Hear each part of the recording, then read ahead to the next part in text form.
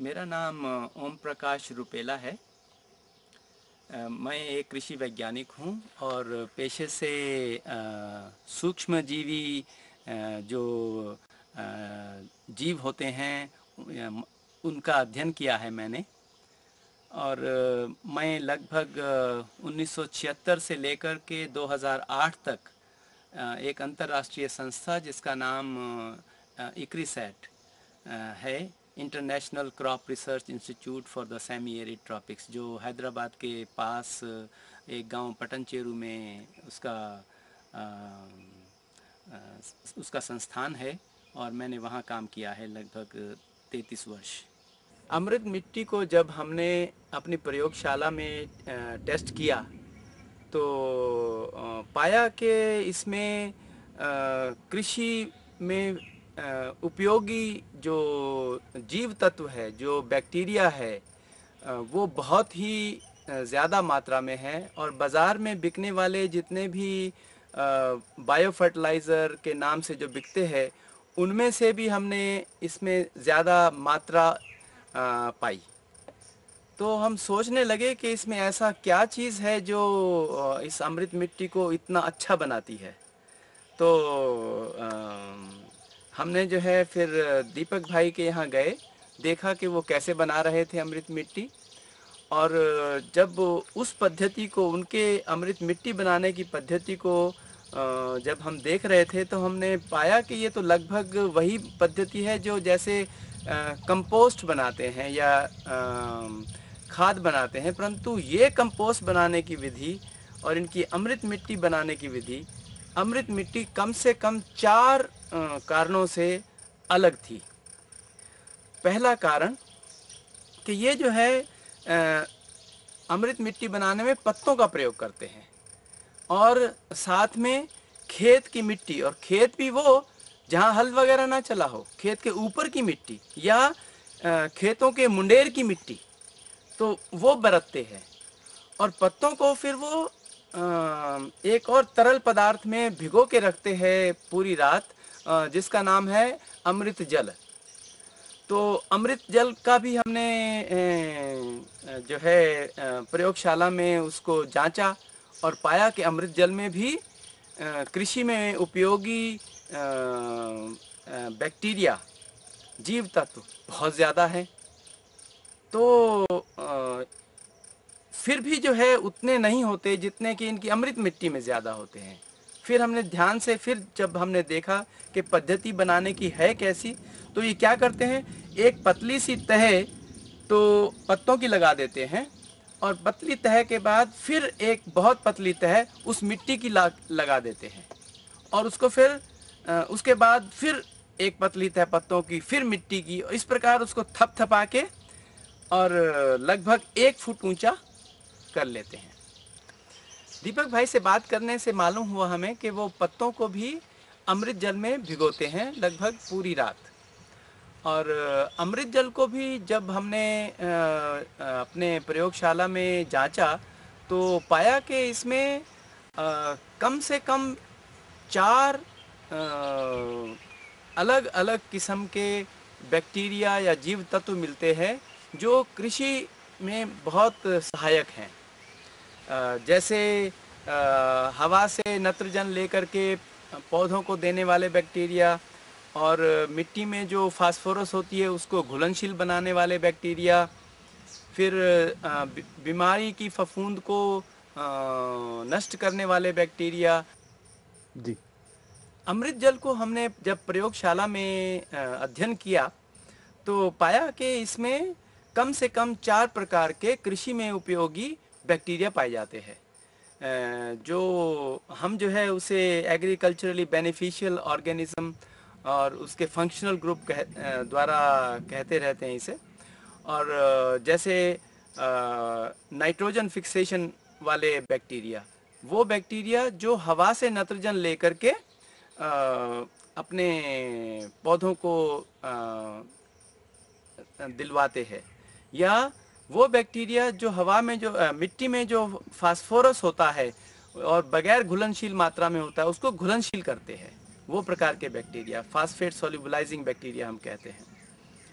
और वो बैक्टीरिया जो बीमारियां लाने वाली फफूंदों को नष्ट करते हैं, या कुछ ऐसे बैक्टीरिया भी होते हैं जो कृषि के जो फसलों के जो अवशेष हैं उसको गलाने में मदद करते हैं। हम जो है डिकम्पोजिंग ऑर्गेनिज्म कहते हैं उन्हें। तो ये सब हमने पाए कि ये सब उनके अमृत जल में ही थे। और ये जब अमृत मिट्टी बनाते हैं और पत्तों को उसको पूरी रात सोखते हैं, तो ये सारे के सारे इस प्रकार के फायदेमंद जो जीव तत्व है, जीव हैं, जीवाणु हैं, वो सब पत्तों में और उसमें चले जाते हैं। और अगले दिन ये क्या करते हैं कि एक कंपोस्टिंग का एक बेड बनाते हैं ये। और इनका जो कंपोस्ट बेड बनाने का है वो लगभग 2 फुट चौड़ा रखते हैं, 2 से 3 फुट चौड़ा रखते हैं, और लंबाई चाहे जितनी भी हो। और फिर करते क्या है कि एक पतली तह पत्तों की, उसके ऊपर फिर जो मिट्टी जो खेत से लाई गई है उसकी जो है एक पाउडर की तरह से छिड़क देते हैं उसके ऊपर, पतली तह वो भी। फिर एक पतली तह पत्तों की, फिर पाउडर से मिट्टी की तह। इस प्रकार से जो है वो दबाते जाते हैं, और तह जब ऊंची हो जाती है और लगभग 1 फुट तक ले जाते हैं। तो इसमें जो फर्क जो हमने पाया, जो दूसरी जो कंपोस्ट करने की विधियां होती हैं उसमें इस प्रकार नहीं किया जाता। इसमें जो है मिट्टी का और पत्तों का स्पर्श जो है बहुत नज़दीक से है।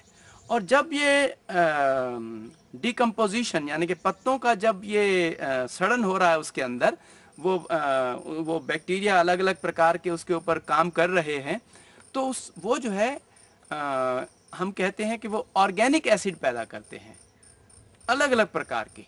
तो वो ऑर्गेनिक एसिड जो मिट्टी में जो बगैर घुलनशील तत्व होते हैं वो फिर घुलते रहते हैं, ऐसा हमारा मानना है।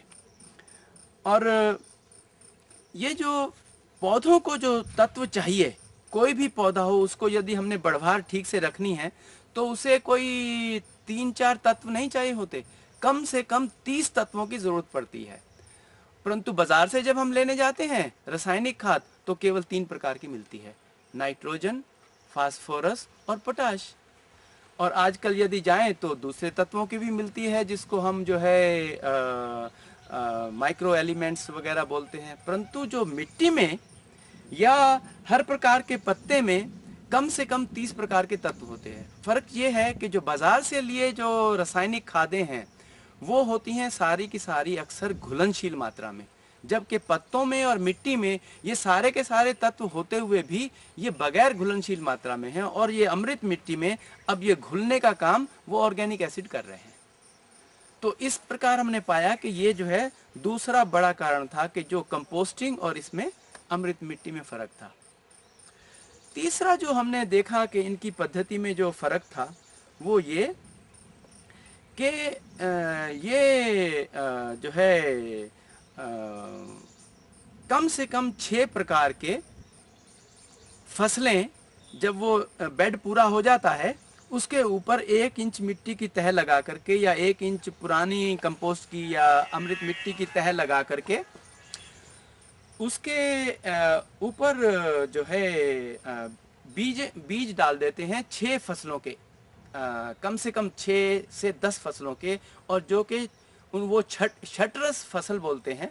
और षटरस मतलब 6 रसों का, कड़वा, मीठा, तीखा, तिक्त और इस प्रकार के 6 तत्वों की जो फसलें जो इन सभी 6 रसों को का जो है रखते हैं अपने उसमें, जो उनके अंश हैं वो उनकी बिजाई कर देते हैं और उसको फिर पत्तों से ढक देते हैं। तो हमने पाया कि जब ये फसलें उगती हैं, और 6 फसलें का मतलब है डाइवर्सिटी, जब ये अबव ग्राउंड डाइवर्सिटी है तो बिलो ग्राउंड यानी कि उनकी जड़ों की वो डाइवर्सिटी भी उनके अंदर हम देखते हैं कि जड़ें जो है उस ढेर के अंदर, अमृत मिट्टी बनाने वाली ढेरी के अंदर जड़ें खूब फैल रही हैं।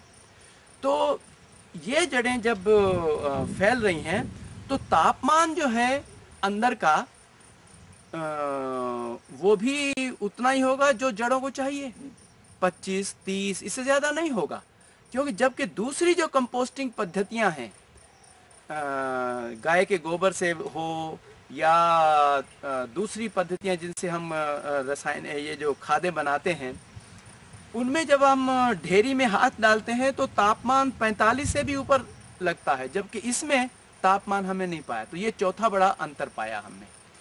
और एक चीज़ और जो ध्यान में रखने की बात है, और सभी कृषि वैज्ञानिक इस चीज़ को मानते हैं, और ख़ास तौर पे वो वैज्ञानिक जो जड़ों के ऊपर जो है अध्ययन करते हैं, कि जब जड़ें हम ज़मीन में उनको हम उनका यदि अध्ययन करें, और जो बैक्टीरिया जो जड़ों के ऊपर होते हैं और उनकी मात्रा, और वही का वही बैक्टीरिया यदि हम उसकी साथ वाली मिट्टी में अध्ययन करें, उसकी मात्रा का बड़ा अंतर होता है।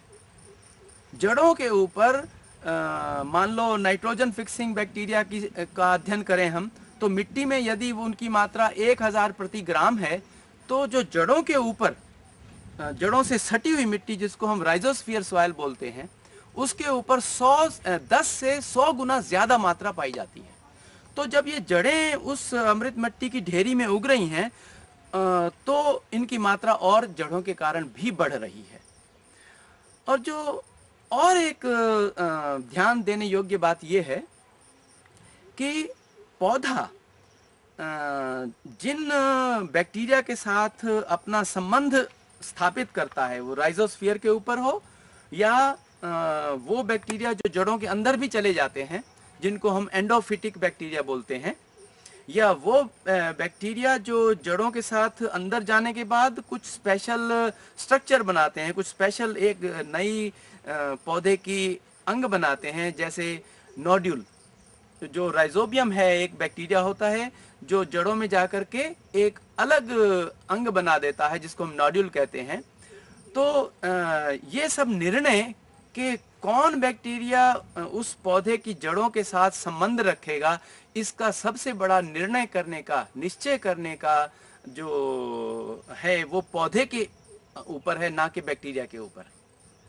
तो ये सबसे जो है 4 मैंने जो कारण बताए, मेरे समझ में यही सब चीज़ जो है अमृत मिट्टी को अमृत बनाती है। और उसमें जो जीव तत्व है, जो बैक्टीरिया है, उनकी जो मात्रा है, उसकी जो पॉपुलेशन है, इतनी ज़्यादा इन सब फैक्टर्स के कारण, इन सब अवयवों के कारण है।